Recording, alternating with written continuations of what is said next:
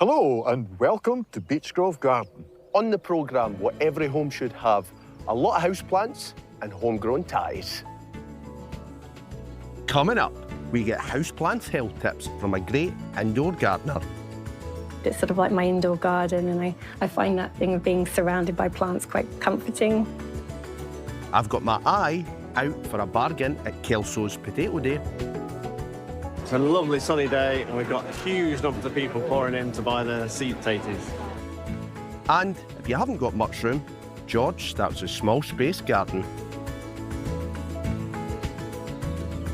You may remember back in our Christmas episode, I was sowing onion seeds and planting shallot sets. And George, they're looking quite good. They're not bad at all. I mean, these have been where? In the cold greenhouse since they were planted. And the onions were sown and put into the heated propagator, because they take a wee while longer, don't they? Yes. Just to get a kickstart. But they're away now, and we'll get them. What I'm going to do is I'm going to prick them out into modules, because we want to give them a bit of a move on. I mean, there's good roots on the thing. Yes. So these will go in here. Now, this is a 50-50 mix of peat-free compost, and the white stuff is perlite. Yep. And that's to give it a wee bit more drainage, air drainage, so that you get oxygen to the roots, and it helps the plants that way, because the roots need what? Oxygen, water, and nutrients. So that's it. So you've been given your own nutrients. Look at that. Yeah, so because these were planted over the winter in the pots, to give them a real boost when they're going into the ground, we're giving them a high nitrogen feed, just scattering it around the surface. So when we dig the hole, some of that feed's going to go down into the planting hole. Now, this variety, George, is Jamar, and it's a nice, sweet variety. Right. And this is Kelsey, and there'll be some people down in the south of England, and some of these guys that like you are showmen. They'll have bigger Kelsey onions. But look, we're later up here. Yes. You know, we're an awful lot later up here. So these will catch up, and they'll make decent onions, I think. Now, all I'm going to do is just get my trowel and just pull the soil away. And when I go to plant this out, George, I want to plant it the same level it's in the pot. I don't want to bury the bulb. Right, so that's why they're all sitting proud like that. Yes. That's what you're after. We've got some okay roots on that. Yeah. We'll just turn that over. And I want to make sure that it's standing up straight, and we'll just give it a bit of a firm in. And are these going to go back into the greenhouse? I will put these back in the greenhouse, because they'll get some care and attention. They'll be mollycoddled a little bit. They'll get some water and some extra heat, and that will spur them on, and that's quite important. Now, with the row, if we were planting that, we're only putting the one row in of shallots, but if we were putting two in, I'd say about 12 inches apart. Right. With the plants then being 6 to 8 inches. But really, as long as there's enough space to get the whole in, because we want to keep this weed-free. Aye, yeah. Now, talking about weeds, the weeds are just starting to germinate, so this is an ideal time. The soil is warm. It's starting the growing season. A real sign of hope. Magic. Oh, magic. When it comes to watering the shallots, of course, now we can't help this when it rains, but when we're watering, we could do something about it. I've taken the rows off the watering can, and I am going to water the earth, water the base of the plant. I don't want to water the foliage, because if we water the foliage, then there's a real chance of creating, you know, the perfect environment for fungal diseases. That's right. Anyway, you can stop there, because what we've got to do is another special job. Oh, okay. Right. I'll follow you on, but we're going that way.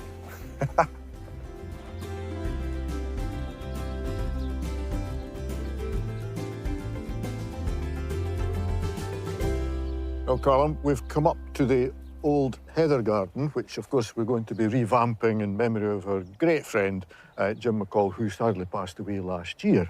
And one of Jim's favourites, George, was heathers, as we know. So the heathers that were here were a bit tired. So what the gardeners have done, they've cut them back. We're going to cultivate this area and add some of Jim's favourites. Right. But Now, what we need to think now is the sort of overlay, the sort of final what we're wanting up here. That's exactly what I was going to say. Because you need a vision. When you're doing a big job like this, you need to think, well, what do I really want to achieve? And my idea would be that we want to achieve something which looks a little bit like a Scottish pine forest, where you've got these great stately straight trunks that are going up, and then there's open space with all the heathers and everything underneath. So you've got the vertical lines and this sort of carpet of heathers, and that's the sort of thing that we're wanting. Now, if we go over there, and have a look back the way, and I think it's, George, when you're developing any area, that it's really important to look at it from all different angles. Aye, absolutely, because we're going to be taking out a number of shrubs and plants here, and the thing that's important at this time of year is to check them to make sure there's no birds' nests. Yes. And we've done that. We've done that, and we're fine. Yeah. Now, I would like to take that blue spruce out. Right.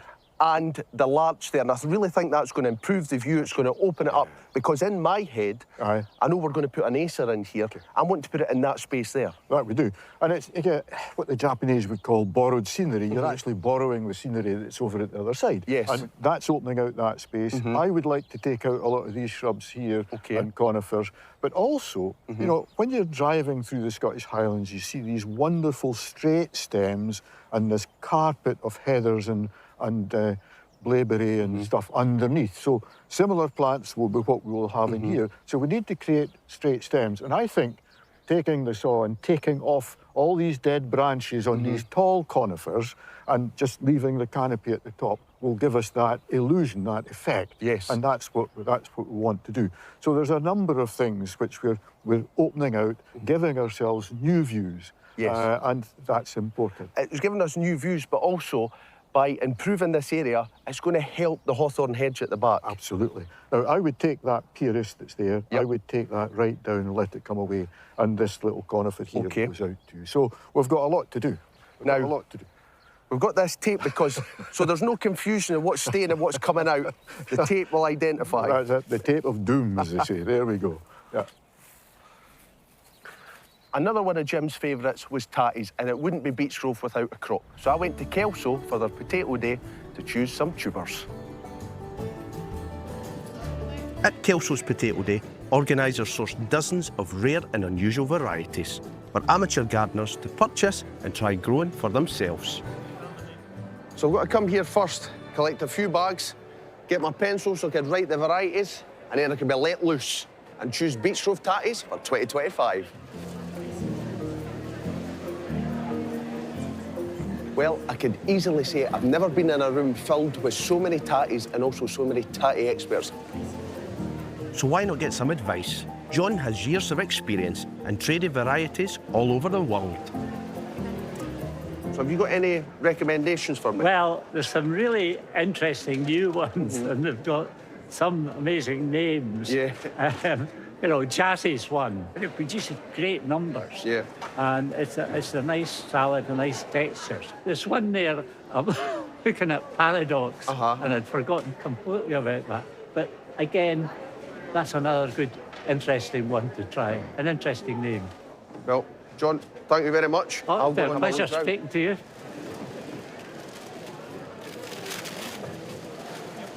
This variety, Paradox, it was recommended because it's a really good, high-yielding one, and it's got good disease resistance. I think it's great to come a day like this because you could choose as many tatties as you want of one variety, but also you get to inspect each seed potato. Oh, I can get one more in there. Amongst the hustle and the bustle, I met Keith of the Borders Organic Growers. Keith, you are the chairperson that organises the Potato Day here in Kelso. Are you pleased? Because this is fantastic turnout. It's going really, really well. Yeah, it's a lovely sunny day, and we've got huge numbers of people pouring in to buy the seed taties. We probably hope to get just over 1,000 people through the door. From our Borders point of view, we always think of this as the start of the gardening year. Potato Day launches the gardening year for the Borders. Armed with more spuds than my local chippy, I still couldn't pass up the opportunity to talk with Alan Romans, a renowned potato biologist. I'm very keen on getting truly blight-resistant varieties, and up to now, in the recent years, the most blight-resistant varieties have been Charco Mira or Charco Axona, which are damn near bulletproof. Yeah. What one would you say we should grow then to get an early crop? A Lady Crystal. It's sweet and nice, and I've got two varieties for my greenhouse. One's Lady Crystal and one's Accord. Thank you very much.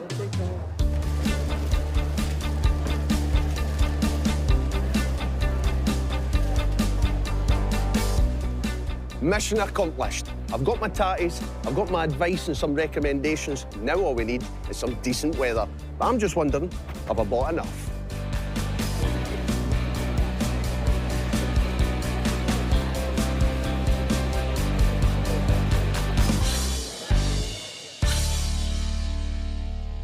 And here they are, ready to get planted.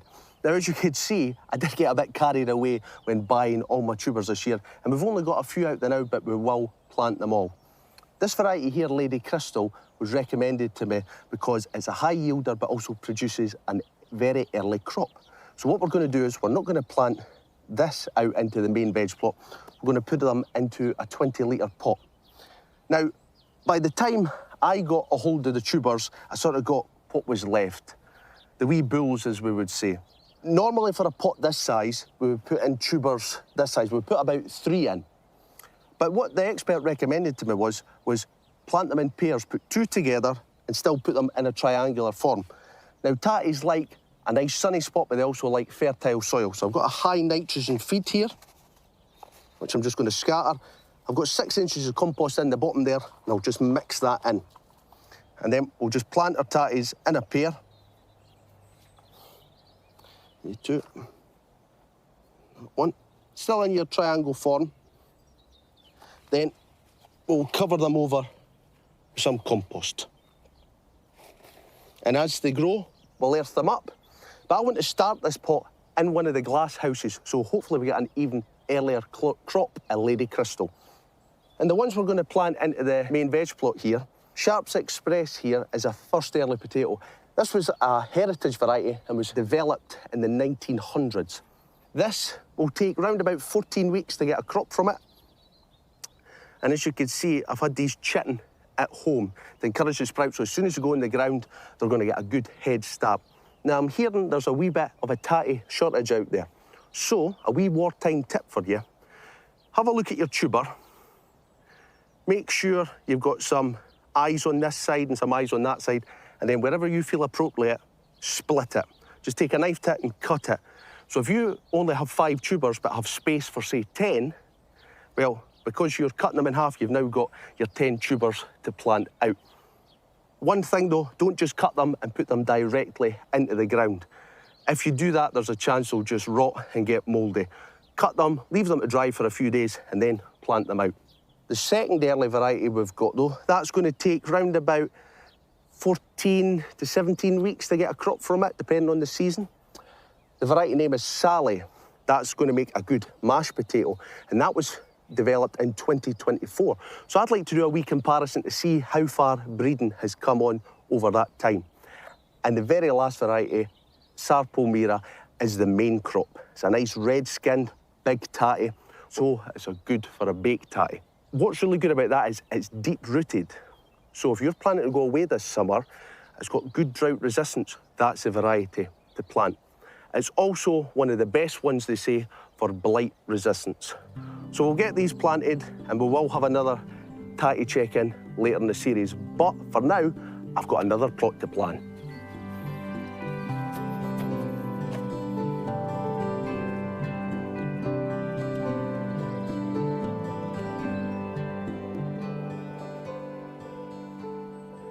Well, George, and I'm not going to speak about it too much, but in the past, I've lost the biggest sunflower competition and the giant tatty competition. But this here, this is going to be my entry into the presenter veg competition. Right, OK. And what's the criteria for this? Pretty and productive. OK. And Carol's judging this, isn't she? She's going to judge it in September. Right, so there's a timing issue. Yes. OK, right. So what's your plan for it? Come on. So I don't want to say too much, George, because I don't want to give too much away. But what I will say is I want to have some columns in each corner to get a bit of height. Right, to OK. grow some veg and flowers up. Right, so a bit of height. So how high are they coming up? Probably about, the back one's probably about this height and shorter ones at the front. A bit of ambition. Yes. Yeah, OK, right. Now, I know Carol loves a dahlia, so a wee row of dahlias in here. Right, OK. Then we're going to have some brassicas in front of that. OK. Wee bit more flowers in the middle. Aye. And then different kinds of veg at the front. But I'll give you a laugh. I didn't know this was going to be here. OK. So I've got some nice orange, bright marigolds at the front. I absolutely love marigolds. Favourite colour. So folk know that's Callum's plot. That's the champ's plot. That's the trademark colour, Yes. isn't it? That's the trademark colour. So how are you going to remember where you're putting what? So I know I sound very ambitious, George, but I think you have to be. Aye, OK. So I've got some sand here. Right. And I'm just going to mark everything out to see if it's possible. So where the first column will go, I'm just going to lightly do that. And I think the column will fit in there perfectly. Okay, and then you'll do the same here and there and there and there. And then we'll get Okay. the lines, the rows in. Okay. But Right. what I love about this, George, is, and you don't just need to do it for this kind of competition, you could do it for a border Aye. or summer Yeah. bedding displays. It's like using a pencil or rubber. If I make a mistake, Just look at that, disappears. rub it out. Make sure you rub it out so that nobody else knows what you're planning, pal. Oh, That's the of course. idea. You know, you've got to be a wee bit secretive here. Anyway, you've got a big plot here. You've got a plot which most people would be quite grateful for Yes. in their garden. But lots of people, lots of the viewers at home don't have a plot this size. They might just have a wee space at the back door or outside the kitchen window. So I'm going to start the small space garden over there and show them what to do in a okay. small space. Meanwhile, carry on with your marking out so you Thank get you, it right, George. pal. Yeah, I wish you luck, I'll tell you. I don't need as much luck. Anyway, I've come over here to what is the small space garden. This is an area which you might have outside the kitchen window, outside the back door. Just a small space, and you think, well, I could grow something in this. And this was a project which we also did during lockdown, or just before lockdown, in the back garden down at Joppa. And we produced quite a lot of very interesting little crops. Anyway, here, what I'm going to do is I'm going to sow various crops in these spaces which are between the paving slabs. Now, these paving slabs are important. They gain the heat during the day and they give off the heat at night, that little bit of extra heat.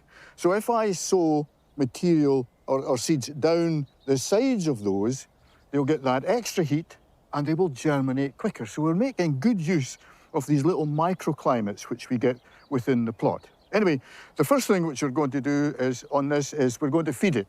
And I've fed this with a balanced fertiliser because we want to have something which is going to boost the crops that we sow to give us lots of leaves.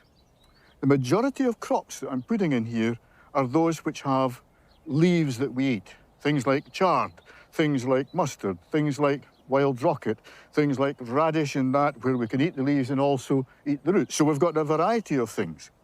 I started off by putting out the peas up there. Now, when you're choosing something for a plot as small as this, go for the dwarf varieties, and that is one called half pint. And it only grows up to about this height, but it'll produce enough peas to give us something extra to put on the table. The other thing which I've got here is broad beans. Now, normally when we think about broad beans, and I grow some pretty big varieties, we think about things which are going to be very tall, but this is a different one. This is one called Oscar. And if I just set these out in the plot here, I'll just put one or two out, and then I'll show you what I'm going to do with them, because this is easy planting, this. You've got the seeds which you've put in a row, just like that, and then take your finger and then just press it down like that, right down to the knuckle, okay? So that's going down into the damp soil underneath, and the seed will swell, and what will happen then is that it will germinate. So that's what we've got. And we're putting them in quite close, because as I said, it's a dwarf variety, it'll go up to about 1 foot tall, and it will produce maybe one cluster of flowers, which will then have the beans on it. So that I'll show that again in a minute. The other thing that we've got here is radish. Now, as I said, you can eat the roots of radish, nice and spicy in a salad, but you can also eat the leaves. So when it's just growing, you can eat the leaves. And what we're going to make use of here is that extra heat, which we get down the side of the slab, okay, and down the side of the border like that there. So we've got 2 rows which we can sow here.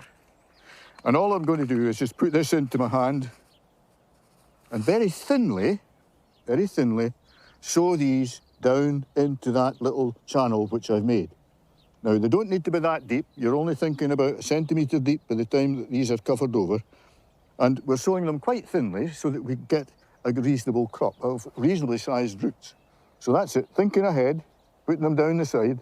There we go, just like that.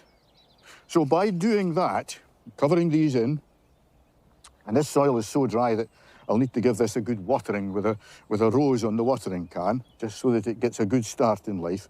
And that's it, labels there. And I've made these labels out of old black plastic pots which I've cut and used a white marker pen.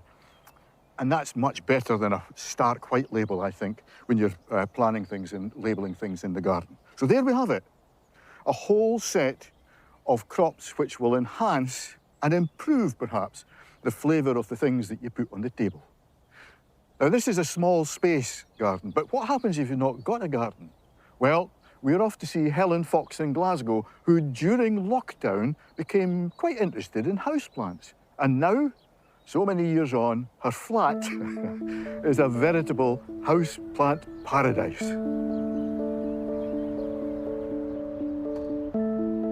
I have quite a big houseplant collection. I grow and propagate a lot of plants here and give advice to people on how to take care of them. We're south-facing on the front. It's amazing light for plants, and so it's sort of become a bit of the Victorian jungle because of the style of the house. It's sort of like my indoor garden, and I find that thing of being surrounded by plants quite comforting. So it's quite a nice downtime hobby, something I could do for myself, seeing you can have a chunk of time, just completely focus on the plant care and, yeah, lose track of time. That's quite a nice mindful activity.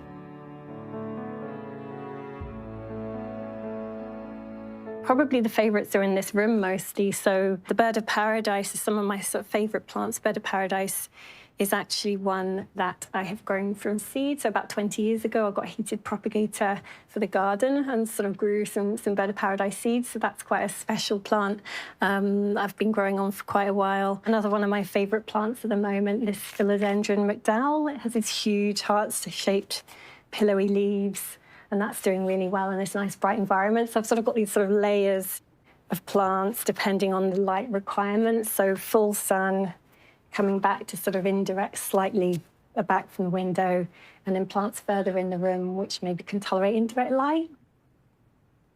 It's really about choosing the right plant for the right environment, because sometimes the symptoms of under and overwatering can be very similar. I tend to find this sort of like almost with plants 3 requirements, because obviously houseplants, they're sort of out of their native environment when they're in your home, so it's thinking about their needs and how you can meet those needs in a house. So generally light, temperature, and the substrate. So if they're getting a lot of light and in good substrate, they can tolerate a sort of lower temperature or temperature fluctuations. If it's a colder room, but they've got a good substrate, they can adapt to lower light. It's sort of really about matching the watering to the light environment. So it's almost like if you've got 2 out of the 3 of their requirements, they'll do okay. If you've got 3, which often the ones in this room have, the light, the temperature, the good substrate, then they really thrive.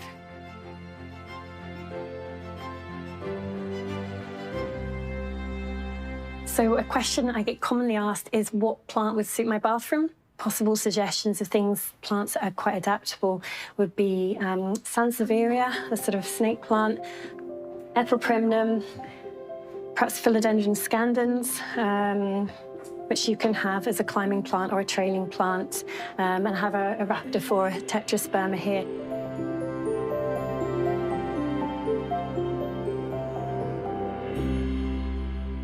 So this is the attic of the house. It's a space that I've got quite a lot of plants growing up here because we've got this really good north-facing skylight. So it's quite good to sort of get these climbing plants growing up poles. I keep a lot of my cuttings and propagations are sort of growing on here. In the attic, it tends to be quite a nice, warm, even temperature environment. So that really helps to bring plants on.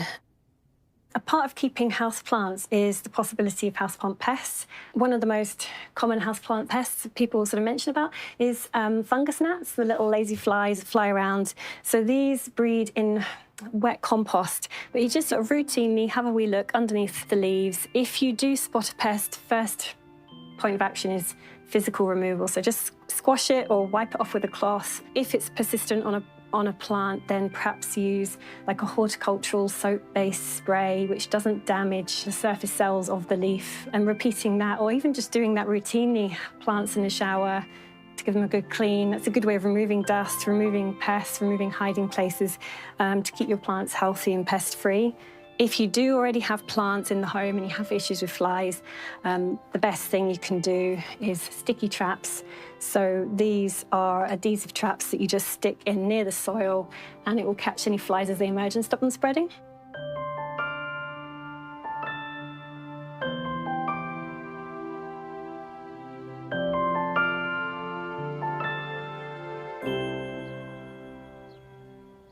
I've come down to the grass and gravel garden. Now, this is an area which has been established for, I would say, 15, 20 years now. And what's happening is, as you know, what happens with a lot of grass plants is that they grow outwards. Grasses and crocosmias and things like that, they tend to grow out the way all the time. And what happens is that you end up with a hole in the middle. So you've got a big donut with just the growth on the outside. So the idea is that at this time of year, just when growth is starting and the roots are active and the foliage is just starting on the deciduous grasses, this is the best time to transplant them. So that's exactly what I'm going to do. I'm going to take a piece off the side of this one. Now, I could use a fork, but it's a bit of a footer with a fork, this. So I'm just going to give it a go with the spade and make sure that I lever this out. Just like that. There we go. And that's a fair clump. See that? We've got plenty of roots on that. And I'm just going to bring it down here and put it in this hole here. But I could cut this in half. You know, I could take that and just put the spade through there and make it into 2 bits, but I'm not going to bother. What I'm going to do is just to plant that in the hole here.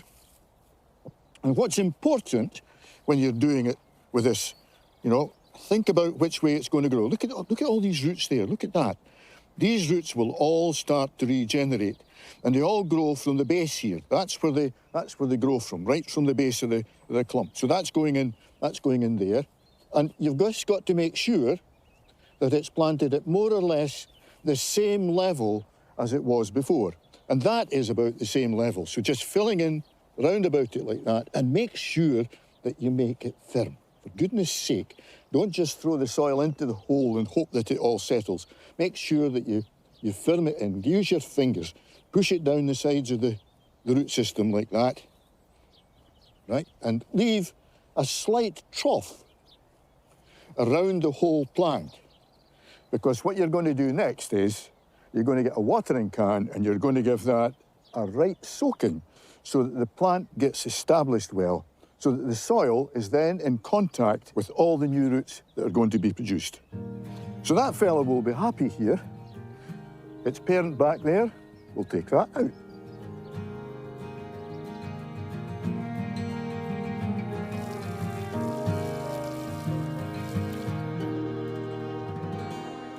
Well, Callum, feast your eyes on that. What a patch of snake's head fritillaria. This is Fritillaria miliagris, and these wonderful drooping heads with, you know, the petals look as though they've got the scales of a snake on them. Yes. It's just fantastic, and when the light shines through it, it's just superb. Anyway, next week, we're off to see one of the standout gardens from last year. It's Irene Berry's little Japanese garden, and it was just a little gem, and I'm looking forward to seeing that one again. So am I, George. And also, we're going to be in search for different daffodil varieties in Perthshire. Yeah. And Ruth will be here next week, where she's setting up the automatic irrigation system for this year's tomato crop. And remember, you can always catch us anytime on the BBC iPlayer. But from me and George, bye for now. Bye.